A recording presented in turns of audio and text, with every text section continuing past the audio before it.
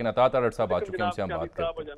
बड़ा मशहूर जी, thank you so much. आपकी बड़ी मेहरबानी जनाब, आपने साहब ये बताइए, मसरूफियत के बीच वक्त आप तो निकाला ये ऐलान कर रहे थे डी नोटिफाई करने का कि डी नोटिफाई कर दिया जाएगा चौधरी परवेज इलाही साहब को, वो वजीर आला नहीं रहे हैं, और फिर क्या हुआ? अभी तक कोई फैसला क्यों नहीं हो सका? मैंने कल रात जो ऐलान किया, मैंने ये कहा था कि हर हाल में डी नोटिफिकेशन होना है। अगर मुकर्रर करदा वक्त पे और तारीख पे वजीर आला इत्तेमाद का वोट नहीं लेते, उसका नतीजा ये है कि उन्होंने डी नोटिफाई होना है। अब गवर्नर साहब की ये सवाबदीद है, वो कब करते हैं? देखिए, गवर्नर तो साहब कहीं गवर्नर साहब तो नहीं अड़ गए? नहीं, गवर्नर साहब बड़े आइन और कानून के पाबंद हैं, मगर उसके साथ साथ वो बड़े बुर्दबार और तहम्मुल मिजाज भी हैं। उन्होंने ये सोचा कि अगर मैं को थोड़ा सा जरा ज्यादा टाइम दे दूं तो कानूनी तौर पे बेहतर रहेगा। यानी वो 48 घंटे गुजरने के बाद उन्होंने एक लेटर लिखा जो कल रात 10 बजे गया। उस लेटर में उन्होंने मंजूर वट्टू केस में और इस केस में फर्क बताया कि तब गवर्नर राज लगा हुआ था, असेंबली सेशन में नहीं थी, एंड सो ऑन। और ये बताया कि स्पीकर की रूलिंग जो ज़ाब्ते से रिलेट करती है और आइन के किसी आर्टिकल से रिलेट करती है, वो नहीं दी जा सकती पॉइंट ऑफ ऑर्डर के बगैर। तो अब उन्होंने कहा कि मैं मजीद वेट करता हूं। और गवर्नर साहब का ये अच्छा इकदाम है कि आज भी अगर ये चाहते, देखें कल को ये मामला अदालत में जाना है, वहां पे ये कहा जा सकता है कि हमने तो एक और दिन वेट किया 48 घंटों के बाद, फिर भी सेशन ना बुलाया गया, एतमाद का वोट ना लिया गया। तो देखिए, ये डी नोटिफिकेशन तो बिल्कुल इसका एक नेचुरल रिजल्ट है जिसमें होना ही होना है। मगर मैं समझता हूँ कि ये बड़ा अच्छा किया गवर्नर तो साहब। गोया मुख्तसर ये कि गवर्नर साहब और आप कानूनी और आइनी जो लकूमे हैं वो पूरे कर रहे हैं, तकाजे पूरे कर रहे हैं कि कल कला को जब अदालत जाया जाए तो हमारे पास तमाम तर खत हों कि देखिए हमने ये भी लिखा और ये भी कहा। ये आपकी बिल्कुल ठीक ऑब्जर्वेशन है, आप बिल्कुल ठीक पहुंचे हैं। क्योंकि देखिए, हम उमर चीमा की तरह ये काम नहीं करना चाहते उजलत में कि हम उजलत में तमाम कानूनी मामलात खराब कर रहे हैं। उमर सरफराज चीमा साबिक गवर्नर, मैं क्लियर कर दूं, ये ना हो कि दूसरे उमर चीमा साहब अब हमारे सहाफी बरादरी के बड़े सहाफी बरादरी से बड़े मुझे तो सहाफी हैं, बिला वजह बुरा ना मना जाए। बिल्कुल बिल्कुल। तो उमर सरफराज चीमा जो हैं, उन्होंने जिस तरह गवर्नर हाउस को एक गैर आईनी और गैर कानूनी इकदाम का एक गढ़ बना दिया था, वो ये गवर्नर साहब तो देखिए ना इनकी पब्लिक स्टेटमेंट आती है, ना ये मीडिया टॉक करते हैं, वो बिल्कुल टू द पॉइंट आइन और कानून के मुताबिक चल रहे हैं। मगर देखिए, परवेज इलाही साहब को क्या अमर माने हैं कि वो इत्तेमाद का वोट ले लें? प्रॉब्लम ये है कि कल फवाद चौधरी साहब ने कहा कि हमें 187 अराकीन की हिमायत हासिल है।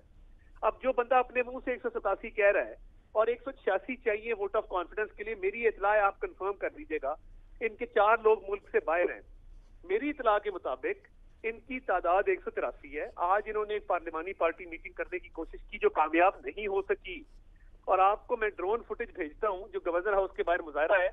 आप यकीन माने 300-400 से ऊपर लोगों की तादाद नहीं है। आप तारड़ साहब, हो सकता है आपने किसी खास जाविये से किसी खास नुक्कर में लगकर वो फुटेज ली हो, ऐसे तो ना करें ना, उनका तो बड़ा जलसा होता है। वो कहते हैं ना ड्रोन होता है, वो तो फिर सब देखता है ना ऊपर से, तो बाहर बड़े बुरे हालात। शामी साहब ने आपसे कानूनी आप ये बताएं, मामला पर बात करनी है, पहले गवर्नर साहब ने स्पीकर को लिखा, स्पीकर ने आज फिर जवाब दे दिया जी। उन्होंने कहा कि क्योंकि सेशन हो नहीं रहा था, सेशन आपने कॉल नहीं किया, इस वजह से अदम एतमाद की तहरीक जो थी वो पेश नहीं हो सकती थी, और मैंने रूलिंग दे दी है और मेरी रूलिंग चैलेंज नहीं हो सकती।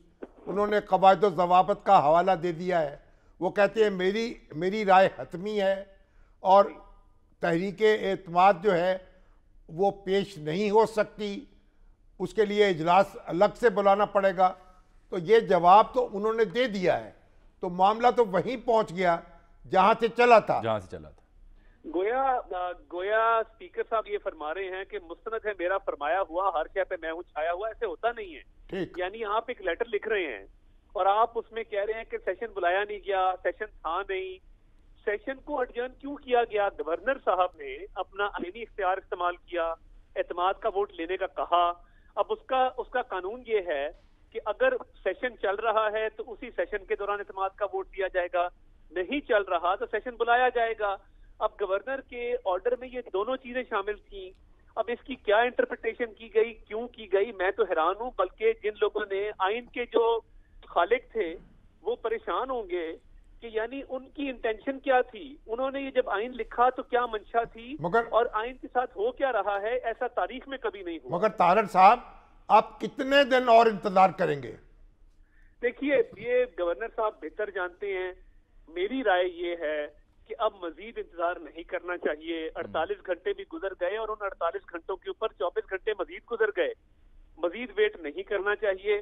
और ये देखिए, ये हमारी बात नहीं है ना, तरीके एटमी धमाका कर देना चाहिए, बिल्कुल कर देना चाहिए। क्योंकि देखिए शामी साहब, ये हमारी और आपकी बात नहीं है, ये किसी तो चले आप हमारी आप ये बताइए, तस्दीक कर रहे हैं। एक मिनट, अगर धमाका कर दें आप, डी नोटिफाई कर दें, अगरचे वो, तो फिर उसके बाद वजीर आला कौन होगा, कौन ये फराइज अदा करेगा? सवाल है आपका। उसके बाद आइन का आर्टिकल 133 है जो कहता है कि जब तक नए वजीर आला का इंतखाब नहीं होता, पुराना वजीर आला ऑफिस में कंटिन्यू करेगा।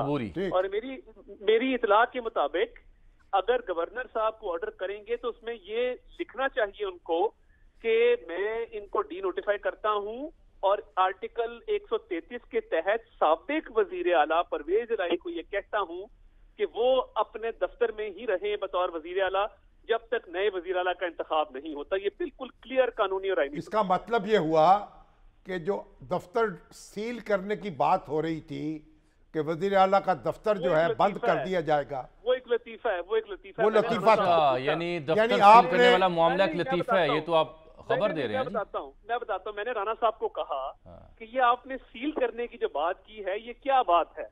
वो कहने लगे मैंने तो सीज कहा था कि सीज हो जाएगा, कि he will cease to hold office. आइन में भी ये लिखा है कि he will cease to hold office.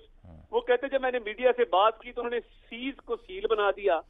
तो ये इसके गोया दफ्तर खुला रहेगा, वजीर आला उसके ऊपर उस कुर्सी पर विराजमान रहेंगे, उनका हुक्म चलता रहेगा, और फिर आपको असेंबली को बुलाकर फिर अपनी अक्सरियत साबित करनी पड़ेगी। जी बिल्कुल। देखिए, एक तो पहली बात यह है कि काबीना नहीं रहेगी। वजीर आला एक बहुत महदूद इख्तियारात के साथ वजीर आला होगा। वो कोई भी पॉलिसी डिसीजन नहीं कर सकेगा, बड़े फैसले नहीं कर सकेगा, और वजीर आला के इंतखाब के लिए इलेक्शन कॉल करना होगा। उस इलेक्शन में अगर पहली गिनती में जिसने 186 वोट पूरे कर लिए वो वजीर आला मुंतखब हो गया, अगर कोई ना कर सका, तारड़ साहब तो दुरुस्त है, सेकंड राउंड होगा, लेकिन मामला तो अदालत में चला जाएगा।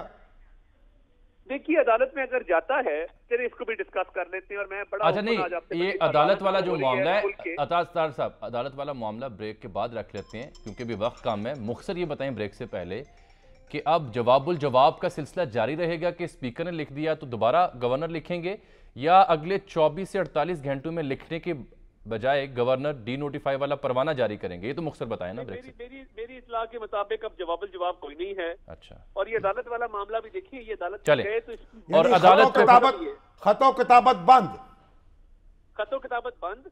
और अगर वर्स्ट आउटकम ये है कि अदालत ये गए तो एतमाद के वोट का इनको आज नहीं तो कल देर सवेर एतमाद का वोट लेना होगा।